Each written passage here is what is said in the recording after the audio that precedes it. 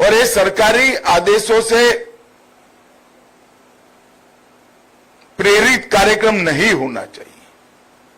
ये हमारी साहजिक आदत होनी चाहिए और ये साहजिक आदत ही हमें बचा सकती है। हमने सदैव ये सोचना चाहिए कि जो बाढ़ हमारी सीमा की रक्षा करता है, जो बीएसएफ की चौकी हमारी सीमा की रक्षा करती है, वो लगाने में कितने वृक्ष कटे हैं, इतने वृक्ष लगाने की जिम्मेदारी हमारी है। इससे कई ज्यादा वृक्ष लगाने की जिम्मेदारी हमारी है। मुझे बहुत आनंद है कि इसको आप लोग बहुत अच्छे तरीके से कर रहे हैं। आज बीएसएफ 37वीं वाहिनी में जवानों के आवास का ई लोकार्पण और बीएसएफ 57वीं वाहिनी में क्वार्टर गार्ड परिसर का ई शिलान्यास किया गया। जब ये कार्यक्रमों की रचना होती है, मेरी ऑफिस को बड़ी दुविधा होती है कि ये कार्यक्रम क्या गृह मंत्री के हाथ से कराना चाहिए। कई बार वो असमंजस में पड़ते हैं। तब मैं हमेशा कहता हूं, अगर एक आवास के अंदर लगी हुई ट्यूबलाइट भी मेरे सीमा प्रहरी की सुविधा बढ़ाती है, तो मैं वो करने के लिए भी सदैव तैयार होता हूं। और इस भाव के साथ हमने सीमाओं की रक्षा करने वाले जवानों की सुरक्षा की चिंता की है। कई प्रकार के काम किए गए। आपके स्वास्थ्य की चिंता, आपके परिवार के स्वास्थ्य की चिंता, आपके परिवार के रहने के मकान की चिंता, इसके लिए एक प्रकार से एक बहुत बड़ा डेटा बैंक बनाया गया और इलेक्ट्रॉनिक पद्धति से आवासों को चिन्हित किया गया। क्रॉस सीएपीएफ भी उसका देने का निर्णय किया गया। ढेर सारी चीजें करी है, मगर फिर भी मैं समझता हूं कितना भी करे, घर से दूर रहकर सीमा सीमा होती है। सीमा पर इसकी सुरक्षा करना बहुत कठिन होता है। मैं अभी कच्छ की बॉर्डर पर दलदली सरहद का भी सरक्रिक में विजिट कर आया। रेगिस्तान के रण में भी मैं जाकर आया हूं, राजस्थान के। और आज यहां जहां मलेरिया होना स्वाभाविक है, बहुत बारिश होती है, ऐसे क्षेत्र में भी मैं आज आया हूं। मैं जानता हूं आपकी कठिनाइयां क्या हैं। कठिनाइयों को आपको सरकार कितनी भी सुविधाएं करे, इसको सहन ही करना पड़ेगा। परंतु मैं एक और बात बताने आया हूं। मैं बचपन से लोगों के बीच में रहकर काम करता हूं। ये आपकी कठिनाइयों का संज्ञान कोई मंत्री या सरकारी बाबू लेते हैं, इससे अनेक गुना संज्ञान देश की जनता लेती है। बीएसएफ का नाम लेते ही उनके मन में एक सम्मान का भाव आता है, अहोभाव आता है। वो बताता है कि आपकी कठिनाइयों को देश की जनता देख भी रही है, महसूस भी कर रही है और आपके तप, त्याग और एक प्रकार के समर्पण को एक्नॉलेज भी कर रही है। मित्रों, आज हम यहां आए हैं तब बीएसएफ के पास जितनी सीमाओं की सुरक्षा का जिम्मा है, पाकिस्तान बॉर्डर और बांग्लादेश बॉर्डर, इतनी विस्तृत बॉर्डर में हर सीमा का एक अलग प्रकार का चुनौती है। कहीं नशे का व्यापार है, कहीं पर ह्यूमन ट्रैफिकिंग का सवाल है, कहीं पर हथियारों के स्मगलिंग का सवाल है, कहीं पर ड्रोन से ड्रग की ट्रैफिकिंग और नकली करेंसी की ट्रैफिकिंग होती है। हर सीमा के अपने अलग अलग प्रश्न हैं। हमने तय किया है कि बीएसएफ जहां जहां है, एसएसबी जहां जहां है, वहां पर स्मार्ट बॉर्डर का निर्माण करना और एक चतुष्कोणीय सुरक्षा रणनीति के तहत स्थानीय प्रशासन को साथ में लेते हुए, टेक्नोलॉजी को साथ में लेते हुए, हम आपके परिश्रम को साथ में लेते हुए सीमाओं को एकदम अभेद बनाना। और इस स्मार्ट बॉर्डर का कंसेप्ट फाइनलाइजेशन के स्टेज पर है। इसका पायलट प्रोजेक्ट आने वाले साल में हम निश्चित रूप से इंट्रोड्यूस कर देंगे। एक साथ देश की अलग अलग सीमाओं पर 7 या 8 जगह पे पायलट प्रोजेक्ट्स दिए जाएंगे। परंतु मैं चाहता था कि मेरे साथ भारत सरकार के गृह सचिव, डीआईबी और सीमा सुरक्षा बल के डीजी सभी एक बार ये सीमाओं का प्रत्यक्ष अपनी आंखों से देख ले, जवानों से थोड़ी चर्चा भी हो जाए और इसके आधार पर एक संपूर्ण पायलट प्रोजेक्ट बने। पायलट प्रोजेक्ट में से जो टिथिन प्रॉब्लम आएंगी, जो कमियां आएगी, जो छिद्र आएंगे, इसको पूरा कर कर पूरी सीमा को स्मार्ट बनाने की दिशा में हम आगे बढ़ेंगे। कंसेप्ट के अंदर डिस्ट्रिक्ट मैजिस्ट्रेट का भी रोल होगा, एसपी का भी रोल होगा, गांव के पटवारी का भी रोल होगा, गांव के सरपंच का भी रोल होगा।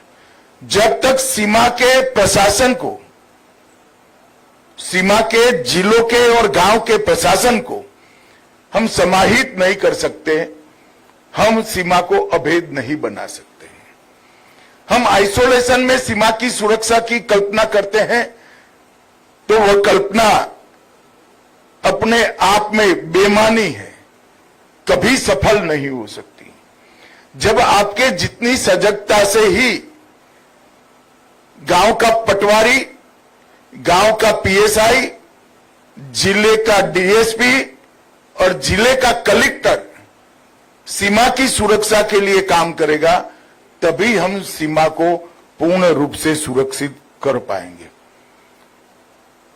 त्रिपुरा फ्रंटियर हमारे लिए बहुत महत्वपूर्ण फ्रंटियर है और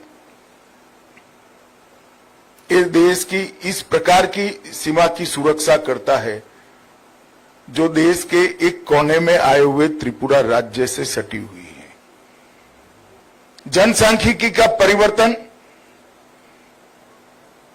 चाहे त्रिपुरा हो, चाहे पश्चिम बंगाल हो, चाहे बिहार हो, जनसांख्यिकी का परिवर्तन हम सीमा के छिद्रों के माध्यम से नहीं होने देंगे। ये हमारा अटल विश्वास है और अटल संकल्प भी है।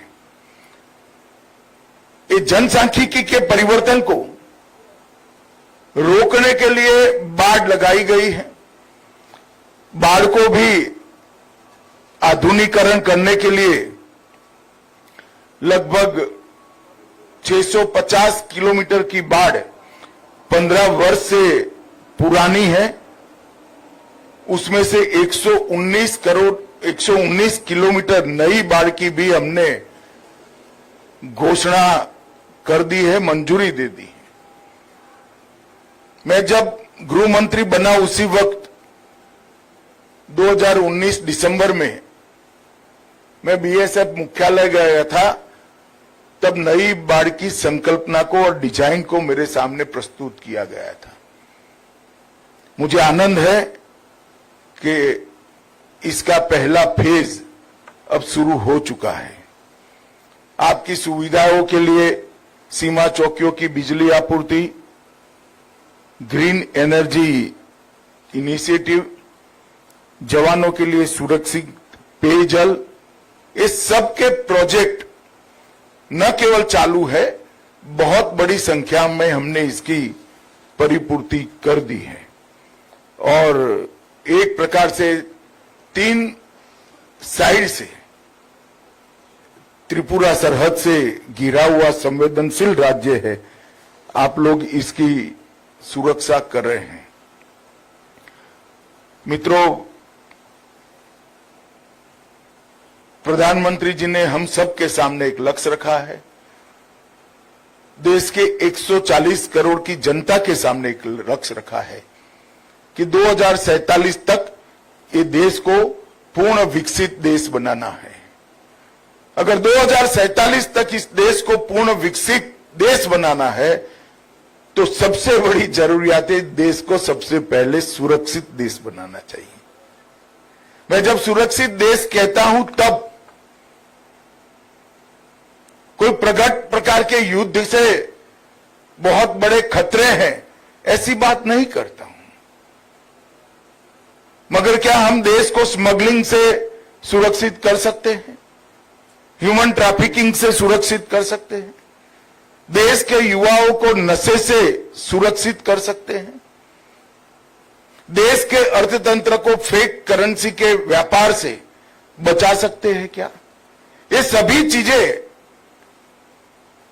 बीएसएफ के चार्टर में होनी चाहिए और है भी, परंतु हर चीज के लिए सुरक्षा का उपाय हो, ऐसी स्मार्ट सुरक्षा ग्रिड बनाने का काम अब भारत सरकार ने हाथ में लिया है। मैं स्मार्ट बॉर्डर की परिकल्पना जब रखता हूं तब मवेशी तस्करी से लेकर हर प्रकार की तस्करी स्मार्ट बॉर्डर को परिकल्पना में समाहित होती है। ये सभी चीजों से देश को सुरक्षित करना चाहिए और मैं मानता हूं कि हम सब की साझी जिम्मेदारी है।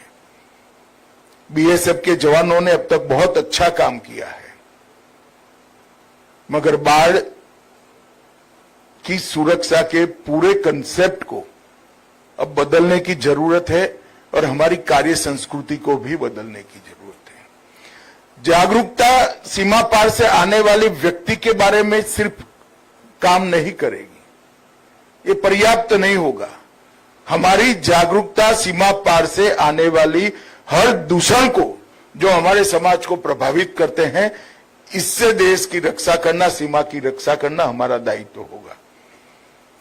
तो सीमा सुरक्षा का स्मार्ट फेंसिंग का कंसेप्ट और चतुष्कोणीय सुरक्षा ग्रिड का कंसेप्ट ये आने वाले दिनों में सीमा की सुरक्षा करने वाले हर सीएपीएफ का, चाहे आईटीबीपी हो, चाहे एसएसबी हो, चाहे असम राइफल हो, चाहे बीएसएफ हो, उसका एक कार्य संस्कृति बने, इसके लिए हमने शुरुआत की है और उसी के एक हिस्से के रूप में आज मेरी लंका मुरा की चौकी पर आप लोगों से बातचीत हो रही है। मित्रों, मेरी अनंत अनंत शुभकामनाएं आप लोगों के साथ है। मैं हर बार जब बीएसएफ के कार्यक्रम में जाता हूं तब कहता हूं, पूरा देश की जनता और विशेषकर भारत का गृह मंत्री रात को सो पाता है क्योंकि आप बॉर्डर पर रात को जगकर हमारे देश की सुरक्षा कर रहे हैं और ये बहुत बड़ा आपका काम है। इसको बड़ी देश की जनता बड़े सम्मान के साथ देखती है। भारत सरकार का गृह मंत्रालय भी इस स्पिरिट को और आपकी कठिनाइयों को बहुत अच्छे तरीके से समझते हैं। फिर से एक बार सभी को मेरी बहुत बहुत शुभकामनाएं। वंदे मातरम।